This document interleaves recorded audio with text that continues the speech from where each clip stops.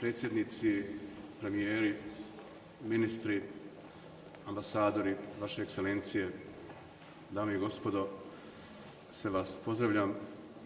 Zahvaljujem se organizatoru na pozivu da učestvujem u današnjoj raspravi na temu 20 godina nakon Dejtonskog mirovnog sporazuma, pogled iz Bosne i Hercegovine. Dozvolite mi da u ovih 7 do 10 minuta, ja se nadam da ću ispoštovati to vrijeme, kažem nekoliko misli za koje ja smatram da su jako bitne i jako važne kada je u pitanju Dejtonski mirovni sporazum. Kada god promišljamo o Dejtonskom mirovnom sporazumu, ja se uvijek sjetim nekoliko rečenica koje je predsjedništva Republike Bosne i Hercegovine Rahmetli Alija Izetbegović izgovorio netom nakon parafiranog Dejtonskog mirovnog sporazuma 21. novembra 1995. godine u bazi Wright-Patterson u Dejtonu. Prva od tih rečenica, ja ću navesti dvije rečenice, je da ovo, rekao je predsjednik Izetbegović, ovo možda nije pravedan mir, ali je pravedniji od nastavka rata.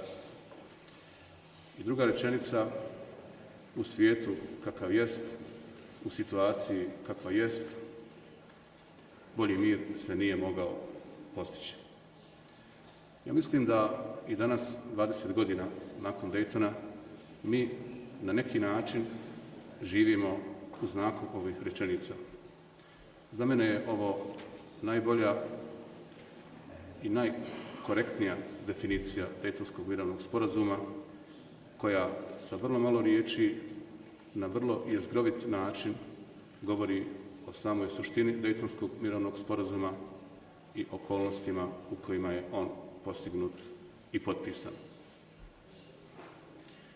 Dejtonski mirovni sporazum funkcionira na nekoliko principa, ili bolje kazano, Bosna i Hercegovina po Dejtonskom mirovnom sporazumu funkcionira na nekoliko principa. Prvi je sadržan u prvom članu aneksa 4 Dejtonskog mirovnog sporazuma, koji govori o kontinuitetu Republike Bosne i Hercegovine, u kojem se govori da Republika Bosna i Hercegovina nastavlja svoje pravno postojanje sa izmijenjenim nazivom itd. Drugi govori o vladavini prava, o demokratskom sistemu i o funkcioniranju Bosne i Hercegovine na demokratskim izborima. Treći govori o izmijenjenoj unutrašnjoj entitetskoj strukturi Bosne i Hercegovine. I četvrti, za kojeg ja držim da je iznimno bitan i iznimno važan, govori i koji je vezan za ovaj treći, on govori o slobodi kretanja robe, ljudi, kapitala i usluga po cijeloj Bosni i Hercegovini, zanemarujući bilo kakve i bilo koje unutrašnje linije koje su uspostavljene Dejtonskim mirovnim sporazumom. Dakle, ne granice, nego linije. 20 godina od Dejtona pa do danas, i to je po mom mišljenju prva karakteristika Dejtonskog mirovnog sporazuma, postoje stalna sporenja unutar Bosne i Hercegovine, posebno sa onim političkim snagama koje zaboravljaju prvu rečenicu prvog člana Ustava Bosne i Hercegovine, koja govori o kontinuitetu Republike Bosne i Hercegovine, koje u prvi plan stavljaju entitetsku strukturu Bosne i Hercegovine na način kako je oni vide i u prvi plan stavljaju zahtjeve za dodatnim teritorijalnim i etničkim podjelama u Bosni i Hercegovini. I to je stalna borba 20 godina. Ona je na svoj način i danas prisutna u Bosni i Hercegovini i to je po mom mišljenju prva karakteristika Dejtonskog mirovnog sporazuma. Druga vrlo bitna i vrlo važna karakteristika Dejtonskog mirovnog sporazuma je da je to paket, to je opći okvirni sporazum za mir u Bosni i Hercegovini i 11 aneksa. Nisu svi aneksi Dejtonskog mirovnog sporazuma, a pretpostavka za njegovo uspješno funkcioniranje je realizacija cijelog paketa, dakle svih aneksa do kraja implementirani. Kada je instalirano entitetsko glasanje u državnom parlamentu, onda se podrazumijevalo da će se aneks 7 u cijelosti implementirati. Da je aneks 7 u cijelosti implementiran, danas bi entitetsko glasanje bilo sasvim drugačijeg karaktera i značaja, ne bi se pretvorilo u etničko glasanje i u neku svojevrsnu blokadu rada parlamenta i državnih institucija. Dakle, mi živimo danas u jednoj paradoksalnoj situaciji. Imamo aneks 4 Ustava Bosne i Hercegovine koji govori o entitetskom glasanju, koje je podrazumijevalo implementaciju aneksa 7 i imamo neimplementiran aneks 7 Dejtonskog mirovnog sporazuma. Nije implementiran u cijelosti, ili možemo kazati nikako, i aneks 9 Dejtonskog mirovnog sporazuma koji govori o javnim korporacijama i mislim da su to, po mom mišljenju, osnovne dvije karakteristike Dejtonskog mirovnog sporazuma. Da unatoč svemu tome, mi smo postigli određene rezultate u Bosni i Hercegovini. Međunarodna zajednica, koja je također Dejtonskim mirovnim sporazumom dio tog aranžmana, je radila svoj posao. Ja mislim da ga nije uradila u cijelosti. Radila ga je s vremena na vrijeme, odlučnije ili manje odlučno, kako se mijenjala politika u svijetu, tako da je nerealizacija Dejtonskog mirovnog sporazuma, njegovo neizvršenje, između ostalog, rezultat i toga. Ali uspjeli smo da uradimo značajne stvari, uspjeli smo da značajno reintegriramo Bosnu i Hercegovinu i da pokrenemo procese integracije tako reintegrirane Bosne i Hercegovine u svjetske asocijacije, prije svega u Europsku uniju i u NATO savez. Dozvolite mi da se osvrnem sada na jednu tezu koja se u posljednje vrijeme vrlo često plasira u javnosti i govori o takozvanom izvornom Dejtonu. Da li postoji izvorni Dejton ili postoji li još neki drugi Dejton? Ja mislim da ne postoji nikakav izvorni Dejton. Dejton je sve ovo što mi danas imamo. Dejton je opći okvirni sporazum za mir u Bosni i Hercegovini. Dejton je 11 aneksa Dejtonskog mirovnog sporazuma. Dejton je i Evropska konvencija o ljudskim pravima i slobodama, koja je ugrađena u Ustav Bosne i Hercegovine i nadređena je ukupnom pravu Bosne i Hercegovine. Dejton su i odluke Ustavnog suda Bosne i Hercegovine o konstitutivnosti, o državnoj imovini i druge odluke Ustavnog suda, koje su također produkt Dejtona. Dejton su i amandmani na ustave entiteta koji su usvojeni radi ispunjavanja dejtonske obaveze i usklađivanja entitetskih ustava sa Dejtonom.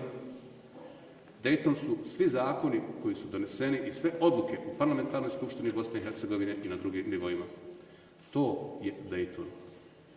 Nije Dejton samo opći okvirni sporazum i 11 aneksa, kako je to potpisano 1995. godine. Dejton je sve ono što je iz Dejtona proizašlo i ako govorimo o izvornom Dejtonu, ako možemo da govorimo o tome, onda je sve ovo o čemu sam ja govorio izvorni Dejton.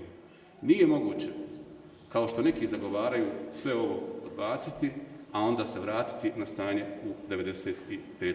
godinu i želim da danas u tome su posebno glasni neki političari koji dolaze iz Republike Srpske, nešto, dakle, da ovo kažem i da pošaljem ovu vrstu poruke. Dejton je u Bosni i Hercegovini uspostavio entitetsku strukturu, ali ne na način kako se danas entitetska struktura pokušava razumijevati. Nisu entiteti etnički ekskluziviteti bilo kojeg naroda. Entiteti su i po amandmanima na Ustav multietničke zajednice svih konstitutivnih naroda, ostalih i građana koji žive u Bosni i Hercegovini. I to je sljedeća poruka svima onima koji pokušavaju da od entiteta naprave etničke ekskluzivitete. Poštovane dame i gospodo, mi u Bosni i Hercegovini imamo različite poglede na buduće uređenje Bosne i Hercegovine. Ja vam ovdje mogu, a danas neću govoriti o tome šta ja mislim kako to uređenje u budućnosti treba da izgleda, ali zato je potrebna saglasnost svih nas u Bosni i Hercegovini. U ovom trenutku, nažalost, te saglasnosti nema. Ja vjerujem da će doći vrijeme kada ćemo po mom mišljenju, ovu neprirodnu strukturu koja je posljedica rata, zajednički, dobrovoljno, svi u Bosni i Hercegovini mijenjati. Sada to vrijeme nije, jer nema saglasnosti za tako nešto u Bosni i Hercegovini. Do tada ne trebamo stajati i čekati. Do tada trebamo vrijedno raditi na implementaciji svega ovoga što sam ja označio kao Dejtonski mirovni sporazum. Trebamo snažno koračati prema Evropskoj uniji i prema NATO savezu. Vrlo je važno da Bosna i Hercegovina, a i cijeli region Zapadnog Balkana, što prije postane članom Evropske unije i NATO saveza. Ponavljam, i NATO saveza. Sve zemlje, u ovu misao vrlo često ponavljam, koje pretendiraju da budu članice ovih asocijacija, imaju svoje političke, sigurnosne, ekonomske, socijalne, ekološke razloge. Bosna i Hercegovina, i rekao bi kompletan region Zapadnog Balkana, ima jedan dodatni razlog, a on se zove relaksiranje ukupnih odnosa i u Bosni i Hercegovini i u regionu članstvom u ovim asocijacijama, relativiziranje pitanja granica i poboljšanje ukupnog stanja u području cijelog regiona. Visoki predstavnik i promjena Ustava u Bosni i Hercegovini su stvari koje su međusobno povezane. Visoki predstavnik, po mom mišljenju, treba da ostane još uvijek u Bosni i Hercegovini, a ukoliko visoki predstavnik ili međunarodna zajednica se odluči da visoki predstavnik više prestane funkcionirati u Bosni i Hercegovini, onda se ustavno uređenje Bosne i Hercegovine mora dovesti u stanje da Bosna i Hercegovina može funkcionirati i bez prisustva međunarodne zajednice. Danas ona ne može da funkcionira bez odgovarajuće uloge međunarodne zajednice. Mi, na primjer, imamo Dom naroda državnog parlamenta, da kada 3 delegata iz jednog naroda ne dođu, nema Doma naroda i nema parlamenta. Ta situacija se mora razriješiti. Postoje i još neke druge situacije gdje je moguće bojkotom i blokadom bojkotirati i blokirati državu Bosnu i Hercegovinu i zato je nužna ta ustavna reforma prije nego što međunarodna zajednica ode iz Bosne i Hercegovine. I na kraju, dozvolite mi da kažem da je djelovanje suda i tužilaštva Bosne i Hercegovine, na koje se danas tako snažno atakuje, od iznimne važnosti za Bosnu i Hercegovinu i da je to, po mom mišljenju, jedna od vrlo bitnih i vrlo važnih dejtonskih obaveza. Sud i tužilaštvo Bosne i Hercegovine imaju svoje utemeljenje u izvornim nadležnostima Bosne i Hercegovine. Ne treba Ustav Bosne i Hercegovine bukvalno tumačiti i pročitati samo onih taksativno pobrojanih nekoliko nadležnosti, mada i tu postoji utemeljenje.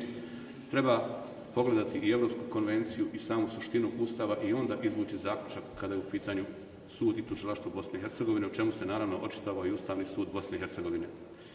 Za očuvanje suvereniteta i teritorijalnog integriteta Bosne i Hercegovine od iznimne važnosti je funkcioniranje suda i tužilaštva Bosne i Hercegovine i pravo da vam kažem, mene toliko ne čude nasrtaj ovih političkih snaga koji imaju drugačije mišljenje na sud i tužilaštvo Bosne i Hercegovine i na uklanjanje ili ukidanje onih nadležnosti koje su propisane između ostalog i radi zaštite suvereniteta i teritorijalnog integriteta Bosne i Hercegovine. I to je stvar koja se prije odlaska međunarodne zajednice na odgovarajući način mora postaviti. Neprihvatljivo je, po mom mišljenju, da samo evidentno nasilje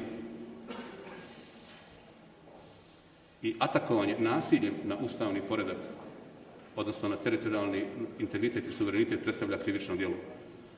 Postoje u teoriji prava i neke druge situacije koje se zovu pripremanje za tako nešto i mislim da na tom planu treba ozbiljno razmisliti i pripreme za tako nešto sankcionirati kao teško krivično djelo. Toliko, hvala vam.